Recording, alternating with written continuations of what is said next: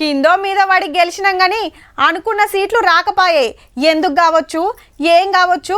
400 సీట్లు వస్తే ఎన్నో చేద్దాం అనుకుంటే గిట్లెందుకు కావచ్చు అని చర్చ నడుస్తుంది బీజేపీలా. దేశాన్ని మస్తు డెవలప్ చేసినాం, మునుపు కంటే ఎక్కువ సీట్లు అల్కగా గెలుస్తామని ఎంతో చెప్పిండ్రు. మరి కమలం పార్టీ రువ్వడిని ఎవలాపిండ్రో తెలుసుకోవాలి కదా. 400 पार అని బీజేపీ గ్రూప్ అంటే 300 సుతరానియలే ఇండియా గ్రూపు. ఉత్తరప్రదేశ్లో 80 సీట్లుంటే మునుపు 62 సీట్లు గెలిచిన కమలం ఈ తాపకు 33 గెలిస్తే ఎస్పీ 37, కాంగ్రెస్ 6 సీట్లతో దానికంటే 10 ఎక్కువే కొట్టేసిండ్రు. అంతేందుకుల్లా అయోధ్య రామ మందిరం కట్టిన ఫైజాబాద్ నియోజకవర్గంలో 50,000 ఓట్ల తేడాతోని బీజేపీ ఓడిపోయిందంటే చూడుర్రిగా. కాశీలో మోడీ సారే మొదట్లు వెనుకబడి అటెనక 1,52,000 మెజార్టీతోటే ఎంపయిండు. అదే 5 ఏళ్ల కిందట 4,72,000 మెజార్టీ. మరి కమలం పార్టీని అఖిలేష్ యాదవ్ సార్ గట్టిగానే కంట్రోల్ చేసిండు అన్నట్టు.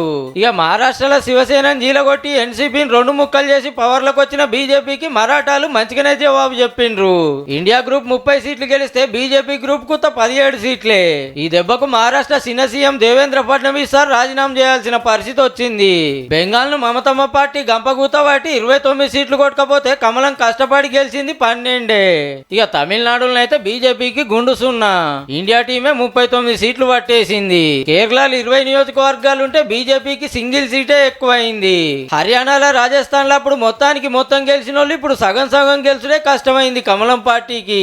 చాలా మట్టుకు ప్రాంతీయ పార్టీల పతారే అవుపడ్డది. ఒకవేళ టీడీపీ, జేడీయూ గిట్లా జంప్ అయ్యానా అంటే బీజేపీగా తొడిచినట్టే మరి.